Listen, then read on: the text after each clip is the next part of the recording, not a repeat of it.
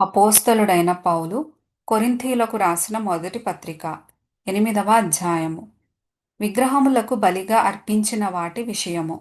మనమందరము జ్ఞానము గలవారమని ఎరుగుదుము. జ్ఞానము ఉప్పొంగజేయును గాని ప్రేమ క్షేమాభివృద్ధి కలుగజేయును. ఒకడు తనకేమైనను తెలియననుకొనియుంటే తాను తెలిసికొనవలసినట్టు ఇంకను ఏమియూ తెలిసికొనినవాడు కాడు. ఒకడు దేవుని ప్రేమించిన ఎడల అతడు దేవునికి ఎరుకైన వాడే. కాబట్టి విగ్రహములకు బలిగా అర్పించిన వాటిని తినుట విషయము. లోకమందు విగ్రహము వట్టిదనియు ఒక్కడే దేవుడు తప్ప వేరొక దేవుడు లేడనియు ఎరుగుదుము. దేవతలనబడిన వారును ప్రభువులనబడిన వారును అనేకులున్నారు. ఆకాశమందైనను భూమి మీదనైనను దేవతలనబడినవియున్నను మనకు ఒక్కడే దేవుడున్నాడు, ఆయన తండ్రి. ఆయన నుండి సమస్తమును కలిగెను. ఆయన నిమిత్తము మనమున్నాము.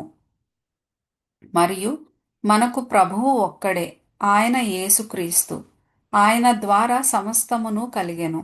మనము ఆయన ద్వారా కలిగిన వారము. అయితే అందరి యందు ఈ జ్ఞానము లేదు. కొందరిది వరకు విగ్రహమును ఆరాధించిన వారు గనుక తాము భుజించు పదార్థములు విగ్రహమునకు బలి ఇయ్యబడినవని ఎంచి భుజించుదురు. భోజనమును బట్టి దేవుని ఎదుట మనము మెప్పు పొందము. తినకపోయినందున మనకు తక్కువ లేదు, తినినందున మనకు ఎక్కువ లేదు. అయినను మీకు కలిగియున్న ఈ స్వాతంత్ర్యము వలన బలహీనులకు అభ్యంతరము కలుగకుండా చూచుకొనుడి. ఏలయనగా జ్ఞానము గల నీవు విగ్రహాలయమందు భోజన పంక్తిని కూర్చుండగా ఒకడు చూచిన ఎడల బలహీనమైన మనస్సాక్షి గల అతడు విగ్రహములకు బలి ఇయ్యబడిన పదార్థములను తినుటకు ధైర్యము తెచ్చుకొనును గదా.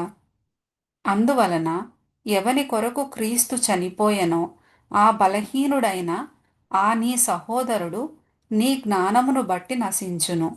ఈలాగు సహోదరులకు విరోధముగా పాపము చేయుట వలనను వారి బలహీనమైన మనస్సాక్షిని నొప్పించుట వలనను మీరు క్రీస్తునకు విరోధముగా పాపము చేయువారగుచున్నారు.